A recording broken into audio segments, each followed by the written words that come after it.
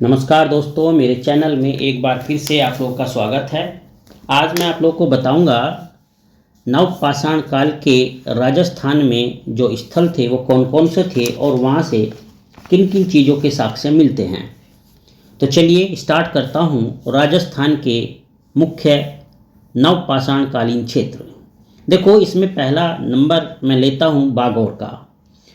Bagore basically Banas की सहायक कोठारी नदी के किनारे भीलवाड़ा से 25 किलोमीटर की दूरी पर स्थित है और यहाँ मध्य पाषाणिक, ताम्रयुगीन और लौह उपकरण प्राप्त हुए हैं।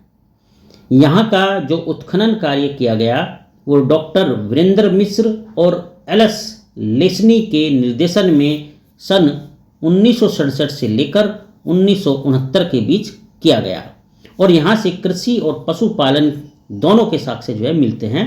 राजस्थान का बागौर और मध्य प्रदेश का आदमगढ़ प्राचीनतम पशुपालन अर्थव्यवस्था के साक्ष्य प्रस्तुत करता है। तो ये बात ध्यान देना कि राजस्थान का बागौर और मध्य प्रदेश का जो आदमगढ़ है वो सबसे प्राचीन पशुपालन अर्थव्यवस्था का प्रमाण जो है हमको देता है। अब दूसरे नंबर पर आता है बालाथल। इस बालाथल की जो स्थिति है, देखो वो कैसे है कि उदयपुर से 42 किलोमीटर दक्षिण पूर्व में बल्लभ नगर तहसील के एक जगह पर ये स्थित है। ठीक है।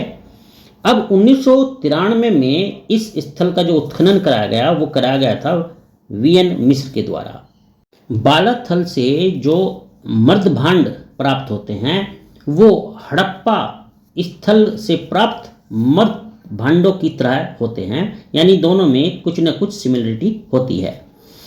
यहाँ से ताम्र औजारों पर भी हड़प्पा सभ्यता का काफ़ी प्रभाव दिखाई देता है।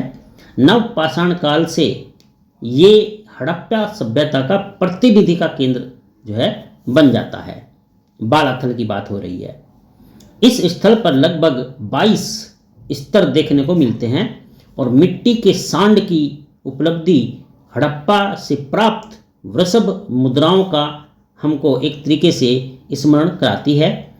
विद्वानों का जो मानना है वो ये है कि यहाँ के लोगों ने ताम्र संस्कृति से लौह सभ्यता तक का जो है दौर देखा है और इस तरीके से यहाँ के लोगों ने ताम्र से लौह तक इस स्थल को आबाद रखा है। उत्खनन में ताम्र मुद्राओं पर हाथी और चंद्रमा की आकृतियाँ अंकित हुई मिली हैं यहाँ से।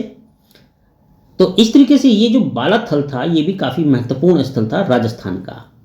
अब मैं बात करूँगा गणेश्वर स्थल की। ये भी राजस्थान में ही है और ये सीकर जिले में नीम का थाना, क्या बताया मैंने, सीकर जिले में नीम का थाना के निकट काटली नदी के किनारे स्थित है।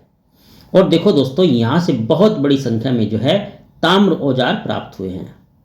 ठीक है, ये गणेश्वर की बात हो रही है और इन ताम्र औजारों से जो इन्फॉर्मेशन मिलती है उनको देखकर ऐसा लगता है कि मोहनजोदड़ो और हड़प्पा को तांबा इसी क्षेत्र से जाता था। यानी जो यहाँ से चीज़ें प्राप्त हुई हैं उससे ऐसा अनुमान लगाया जाता है कि मोहनजोदड़ो और हड़प्पा को जो तांबा जाता था वो इस क्षेत्र से ही जाता था और यहाँ से लगभग 4000 ताम्र उपकरण प्राप्त हुए हैं। तो दोस्तों, ये थी राजस्थान में नवपाषाणिक स्थलों की जानकारी। ये कुछ मुख्य स्थल थे जिनके बारे में मैंने आप लोगों को बताया। उम्मीद करता हूँ कि आपको ये काफ़ी वैल्यूएबल सिद्ध होगी। दोस्तों, मुझसे जुड़े रहिए, चैनल को ज़रूर सब्सक्राइब कर लीजिए और मुझसे जुड़े रहने के लिए आप लोगों का बहुत बहुत धन्यवाद। चलिए, अपना ध्यान रखना। अगले वीडियो में फिर मिलूँगा और बताऊँगा कि दक्षिण भारत में किस तरीके से जो है नवपाषाण कालिक स्थल प्राप्त हुए हैं और वहाँ से क्या क्या इन्फॉर्मेशन मिली है। तब तक आप लोग अपना ध्यान रखना। आपका दिन शुभ हो।